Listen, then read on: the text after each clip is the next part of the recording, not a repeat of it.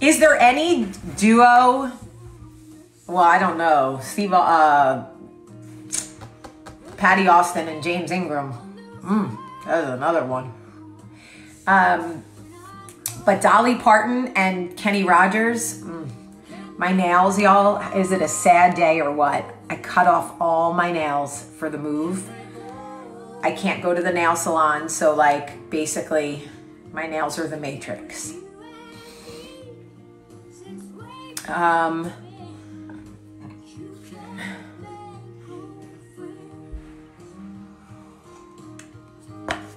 Good morning.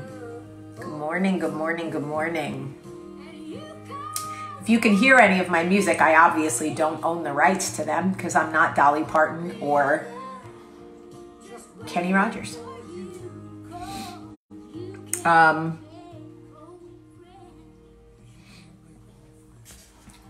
Okay. Anyway, good morning, everybody. And I have a kit. I had an emergency kit in my closet. It's a professional gel nail polish remover kit. I also found an extra box of tampons. Win-win for my nails and my vagina.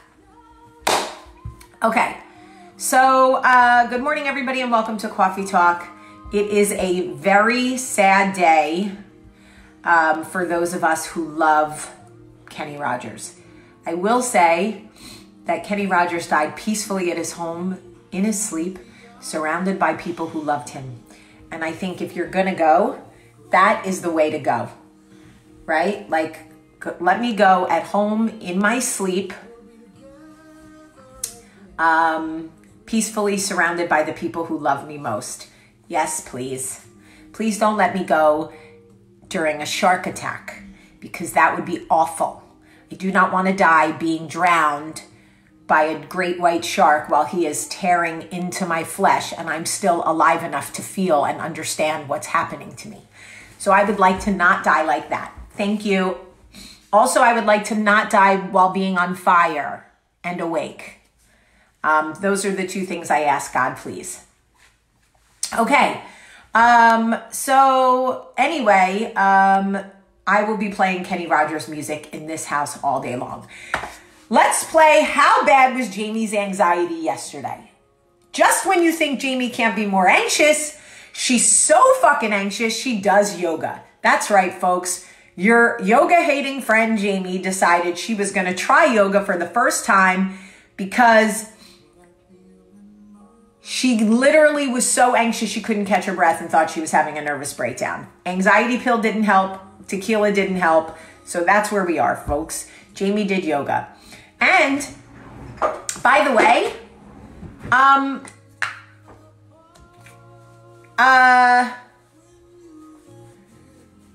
it was not terrible. The problem with the yoga is I don't really know the moves, so I rely so much on the instructor, but that's okay. Today, me and the kids are going to learn 5 yoga moves, and we are going to practice them. So who knows, maybe I'll become a yogi out of all this and I'll give up making movies and teach yoga.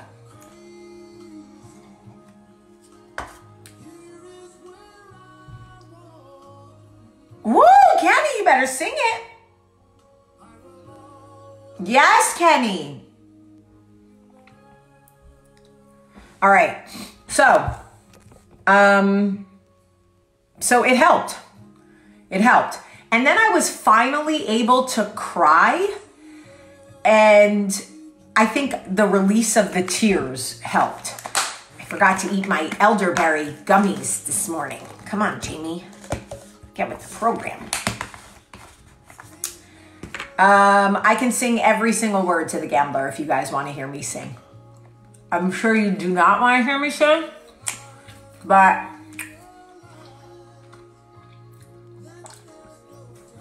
I can. All right. Guys, I go through the drive-thru Starbucks in Cahaba Heights. And I I pay with my app. I don't touch anything. App, coffee. I take the lid off. Like, no, bitch, you're not getting me with the Rona. I'm taking the lid off, and then I heat it in the microwave to kill anything that might be on the cup.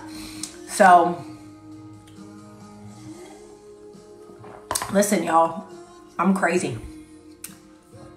I don't care. Anyway, so I wanted to tell you guys a story. Oh, guys, want to know a secret that I'm doing? Okay, I'm going to tell you a secret. So, hi, Shani Goo Goo. So, I found a bottle. Now, you know a bitch is old when she got L'Oreal in her closet, okay? For those of you young bucks, this shit was all the rage when I was in high school, 90 to 94. L'Oreal was the big ups, okay? Now, I don't know who I thought I was, but I found a bottle of L'Oreal Sublime Bronze Tinted Self-Tanning Lotion, okay? Medium, because I'm Italian and I have olive skin, okay? So, let me tell you what I did with this. I take my daily face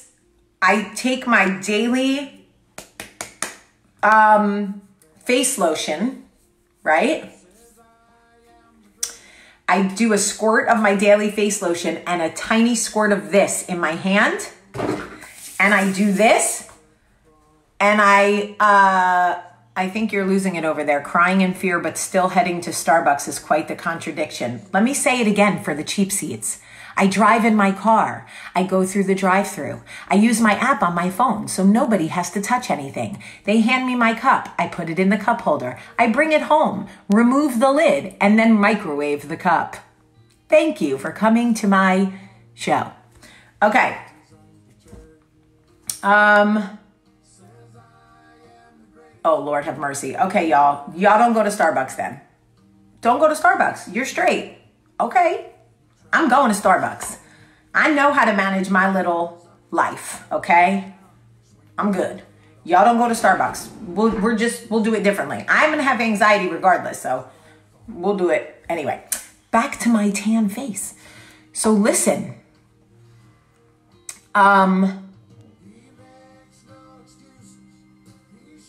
Well, also, I've skipped a step. I have hand sanitizer in my car, and I put it on my hand, and then I hold the cup. So my cup is probably covered in hand sanitizer, but I don't care. I'm probably ingesting so much Clorox and hand sanitizer that at this point, I'm giving myself iron lung from all the chemicals.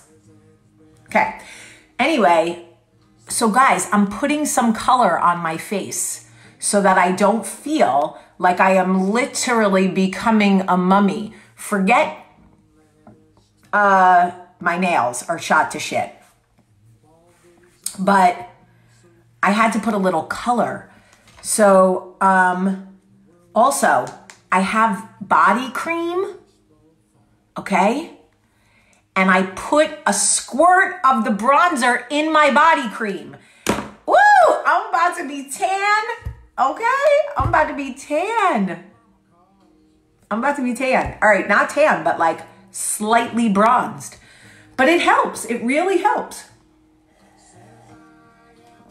All right. So I've been outside as much as I can, but the pollen is trying to kill me. The pollen is an assassin on my nostrils and my throat. So if you want to see Jamie totally fucked up, see Jamie out in the see Jamie outside in the pollen, choking on the pollen, thinking she has the Rona. I was like, yeah, I cannot handle this. Literally, I was outside all day yesterday and the day before, and the pollen was like, oh, you want to come outside and have a good time? Watch me try to kill you. And I was like, and I was like, I'm the Rona. Okay, my Corona. Anyway,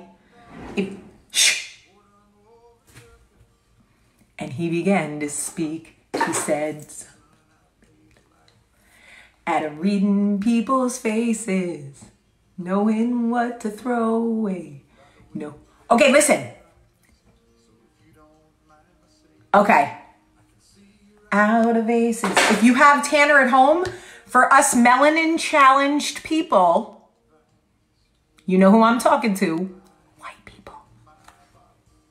And he drank down my last swallow. That sounds a little kinky, Kenny. Sounds a little kinky.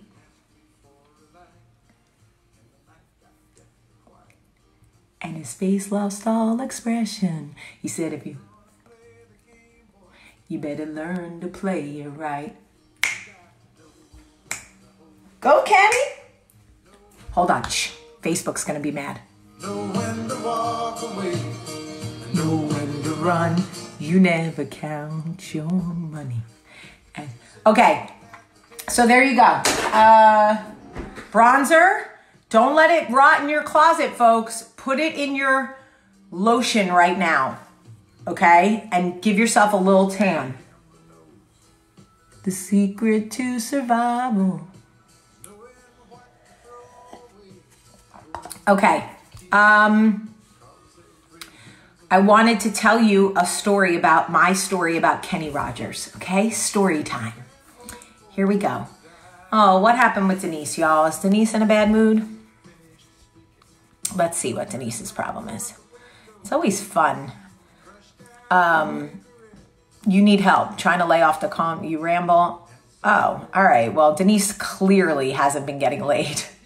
Denise, it's been hard on all of us, honey. Doggy style will save you. Okay. People keep saying I love Kenny's chicken. You've been like, I never had Kenny's chicken. So I want to tell you something. First of all, on March 3rd, okay? On March 3rd, I text messaged Lionel. And I said, Lionel, I woke up with Kenny on my heart this morning. Just checking in. Want to know how he's doing. Can you please let me know? And Lionel responded and said, he's not doing well. He's slowing down. This was March 3rd. He died last night. Isn't it weird that I woke up with Kenny on my heart? It's just like so weird to me that I woke up with him on my heart and then 2 weeks later he died. So anyway, and I feel like Lionel kind of like, I hope he had some time to prepare because, that is his best friend. I mean, we could go all the way back to, there comes a time when we heed a certain call and the world must come together as one. So, anyway, I want to tell you a story. So back when I was editor-in-chief of this Southern Lifestyle magazine, I did a column for the magazine and I wanted to interview Kenny Rogers and Lionel Richie. I wanted to interview Kenny Rogers. So I reached out to Kenny Rogers' team and they said no.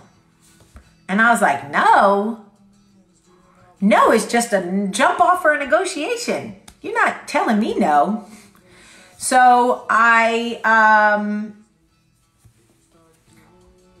have an itch. Don't freak out. So I reached out to Lionel and I said to him, listen, I know, I hate going around people's teams, but could you put a good word in for me with Kenny? And he was like, sure.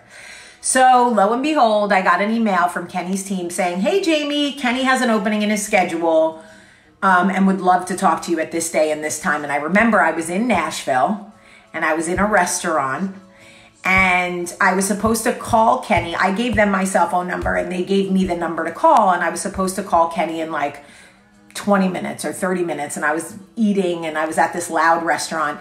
And all of a sudden, I think Facebook put her in lockdown for Kenny's music. What do you mean? I surely fucking hope not.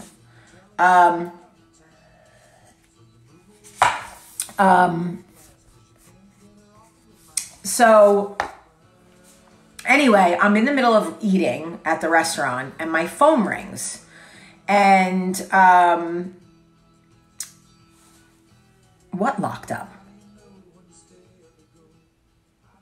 I don't know what you're talking about. All right. So anyway, I'm eating and my phone rings. So I answered the phone. I'm like, hello. He's like, hi, is this Jamie? And I'm like, this is Jamie. Yeah. Who is this? And he's like, this is Kenny. I'm like, Kenny. He's like, Rogers. I'm like, oh my God. Let me get out of this very loud restaurant, please. So I run out, I leave my food, my purse, my computer, everything, and I run outside. And then I'm like, wait, I forgot my notebook. So I run back inside, I get my notebook, I go outside, and I'm like, Mr. Rogers. He's like, please call me Kenny. I'm like, Kenny. And so he's like, I'm very excited. Lionel speaks so highly of you. Any friend of Lionel's is a friend of mine. When I tell you that we ended up going down a rabbit hole of stories and love for Lionel Richie that went so long, I thought to myself, I'm not going to get any interview out of this man. I'm going to be able to write an article about how much Kenny Rogers loves Lionel Richie. And I don't think people want to read that. I think they want to read an interview with Kenny Rogers.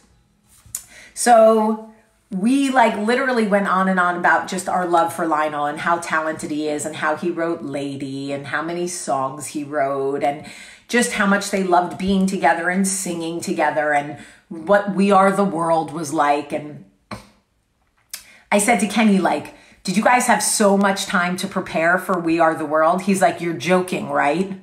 You do realize that was pulled together in 5 hours. Lionel and Michael wrote the song. What's his name?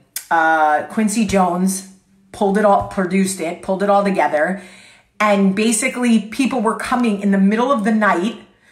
Nobody knew what part they were going to sing. Quincy was just handing out parts. He told me the whole story. He's like, it was the most disorganized chaos, but it was so beautiful. And people needed to leave. And Michael would be like, if y'all need to leave, you could just go. And then they stayed because nobody else was leaving. And they literally recorded it all night. No pun intended, but all night long. But it was you look at how many stars were in that. There was no teams, no managers, no publicists. Everybody just showed up. That's why they're all wearing fucked up clothes. If you look at how half of them are dressed, it looks like they got a call at 10 o'clock. Hey, can you come by here real quick? We need you to jump on this track. Cyndi Lauper, Bruce Springsteen, all these people. Anyway, he was telling me the story and it was so beautiful. So of course, when I talked to Lionel, I was like, is that true? He was like, it is true. It is true. But I was able to speak to him and he was just the most gracious, awesome man. He was exactly what you would think he would be, just Southern and so much love for his children, because Kenny had young children. Kenny has a second round of kids. And I think the youngest one when he and I spoke was 12, young. He had young, my kids my age. And we joked about how hard it was for him to perform later on in life. He had bad knees and just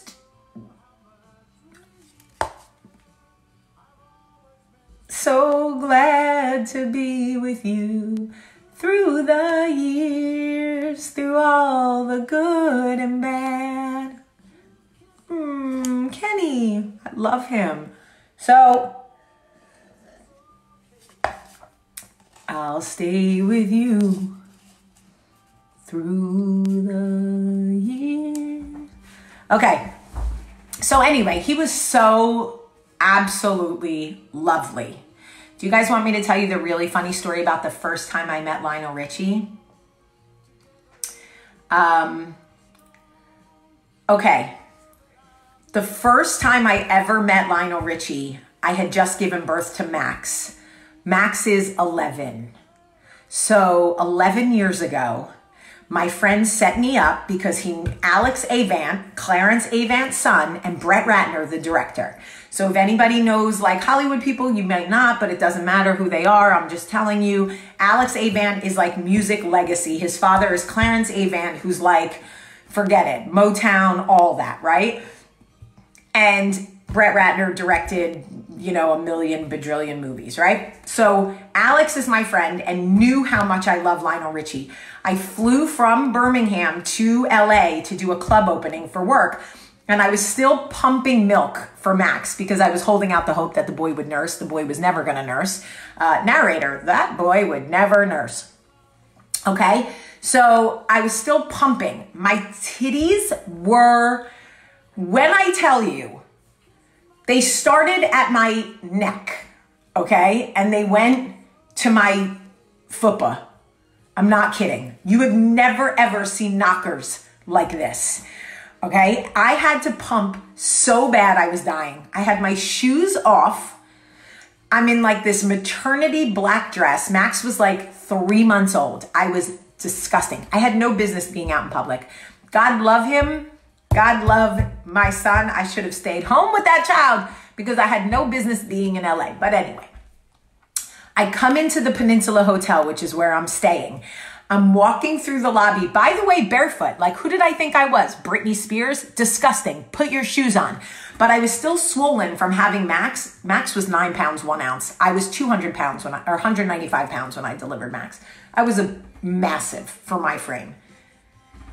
So anyway, long story short, I need to get to my room. My boobs are just now leaking. Forget like dripping. They're just full on like pumping themselves at this point. So I'm trying, okay, so I get into the lobby and Alex Avant comes around the corner and he's like, Jamie! I'm like, oh, don't scare me, I'm gonna die, right? So he's like, where are you going? What are you doing? I'm like, I'm going to my room. What are you doing here? It's like 1 o'clock in the morning. He's like, I had a meeting here and I just wanted to say hi because you texted me and said you were, coming back here and blah, blah, blah. And then I see Brett Ratner come around the corner. He's like, hey, Jamie. I'm like, what are you guys doing? Right? And all I can think is I need to get to my room. My boobs are actually lethal weapons at this point. And if I just squeeze like this, I'm going to blow you both out of this lobby. So I go, guys, listen, give me 20 minutes. Let me go up to my room. I need to pump my boobs. And all of a sudden, this is what I see. Hi, Jamie. Oh my God. Oh my God. I look at Alex. I go, oh my God. Did you really bring Lionel Richie to surprise me 3 months after I had a baby? My tits are leaking out. And you know what Lionel says? He hugs me and all I could think is, well, now your shirt's wet because my milk is fully dropped and just squirting everywhere on you. And he's like, I think it's so beautiful that you are, trying to like nursing your child or pump, whatever. I was like, you do? I was so emotional. He was like, yes, I do. And I was like, I live in Birmingham. He was like, you live in Birmingham? So of course he wanted to talk about Alabama and all I could think is, okay, my milk is now dripping down my fat stomach into my bleeding crotch. This is just disgusting. So I said to him, my boobs are fully leaking at this point. He's like, who cares? I'm like, yeah, right? Who cares? I had like wet spots, just whatever. So we talked. I had no shoes on. I was mortified. And I said to him, I know that you hear this from people all over the world, and I know other people believe this, but I'm here to tell you that this is actually the truth. I am your actual biggest fan in the world. And he was like, I believe you. I'm like, no. You don't, because you're not getting it. I am actually your biggest fan in the world. He was like, no, I believe you. I'm like, no. He's like, you're not from Birmingham, are you? I was like, no, I'm from New Jersey. He was like, yeah, I kind of guessed. But now I realized I lied. Really quick. Really quick. That's not the first time I met Lionel. That was the first time I like spoke to Lionel and took a picture with him. I'm going to find the picture that I took with Lionel that night, and I'm going to post it for you, even though I look like guys, I was like this. I mean, hideous, but I'm going to post it so you guys can see what I look like the first time I got to hug and kiss my sweet friend Lionel, who is now truly my sweet friend, who checks in with me and says, just want you to know I'm thinking about you. Hope you and the kids are well. Love you. And all I think is, how did I get so lucky? Because I'm so in love with you. Oh my God, I just want to eat you with a spoon. All right, really quick. First time I really met Lionel Richie, I was at Sunset Tower having dinner with Chris Klein. Chris Klein was not only my client, but one of my best friends in the world. So we're sitting. I'm sitting in the booth. Chris is sitting in the chair across from me. In walks Lionel Richie with two women. Chris knows how much I love Lionel Richie. Chris immediately goes like this. Don't you dare. Don't you dare. So I'm like, what? I'm not going to do anything. He's like, Jamie, don't embarrass me. I'm like, I'm not going to embarrass you. Take it down a notch, Klein. They sit Lionel right next to me. Are you fucking kidding me? The two women are across from him. Oh, and there was like some other guy on the other side of him. All right. So I look at Lionel, I smile. Good, hi, how are you? Good, okay, good. Right? Try to play it like really casual, like, oh, hi Lionel, how are you? Right? So anyway, he's sitting next to me and the whole time I'm like this, talking to Chris and I'm like, right? So Chris is like, please, I'm begging you, please. Like, he's like trying to talk under his breath. He's like, whatever I have to do, can you just please don't embarrass me?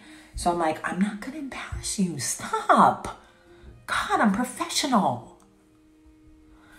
So all of a sudden, like, you know, it just overtook me and there was nothing I could do about it. It was bigger than I was. And I just went, I want you to want me. I'm going crazy knowing he will be your lover tonight. And Lionel goes, and then he looks at Chris Klein, who he obviously recognizes, and Chris is like, I'm so sorry. And I'm like, oh my God, I love you. I love you. I just have to tell you, I love you so much. And obviously I'm a fan because who would know that song? It's Oh No from The Last American Virgin, 1982. And I love that song so much. And I know it's a Commodore song technically, but you wrote it. And like, and he's like, I'm Lionel. I was like, I'm Jamie. Chris, this is Lionel. He introduced him. And then I was like, okay, enjoy your dinner. And Lionel was like, okay, thanks, you guys too. And Chris literally was like, and I was like, you don't hate me. Now we're friends with Lionel. So, long story short, when I met Lionel, fast forward, like, however, a year later, or whatever it was, not even, yeah, a year, maybe I was already pregnant with Max and didn't know. I reminded him in the lobby of the Peninsula when we were talking. I said, do you remember when I met you at the Sunset Tower? And he was like, of course. I'm like, no, you don't. Let me tell you the story. But I appreciate the hospitality. I was with Chris Klein and I started singing Oh No. And he's like, oh my God, that was you. I'm like, that was me. That was me. And he was like, yeah, you were an interesting bug. Still am, buddy. Still am. Who knows if he really remembered? I think he did because he was a little scared. But you know what? Sometimes you got to shoot your shot. Sometimes you just have to shoot your shot. And I did. And listen, like everybody knows you don't sleep with your idols. So like it was never like I was going to try to sleep with Lionel Richie. Hello. I just love him and he's just become such an important person in my life. And He told me that the reason he's my friend is because when I tell him I love him, he really believes it. And he tries to surround himself with people who just are full of love. And that makes me feel good. Anyway, I've talked now, I don't even know how long, probably like forever. But I love you guys, and be good to each other. And pray for Kenny, listen to his music. And I'm going to be listening to him all day while I pack. And oh, really quick. I have a size 10. Hi, Justin. I have a size 10 cowgirl boot. Yeah, you heard that right. They were given to me on Jersey Belle as a gift. So if you watched Jersey Belle and you saw my birthday party episode at Danielle's house, Scarlett gave me those cowgirl boots. They're a size 10. I think I wore them once during the episode where we went shooting. So if you watched Jersey Belle, remember the episode where Adrian's husband, took us shooting? I was wearing the cowgirl boots in that scene, but that's the only time they've ever been worn. I am going to sign the box and ship them to a winner. I'm going to think of a good contest. So if anybody wears 9.5 or 10, fuck it, either 9, even 9, wear 2 pairs of socks. And you're interested in cowgirl boots, I'm going to do a contest, and then you can win. But I'm going to do it on Facebook. So I'll show you a picture of them. Stay healthy. Please take care of yourself. Meditate. Do yoga. Listen to Kenny Rogers. I love you so much. Have a great, great day.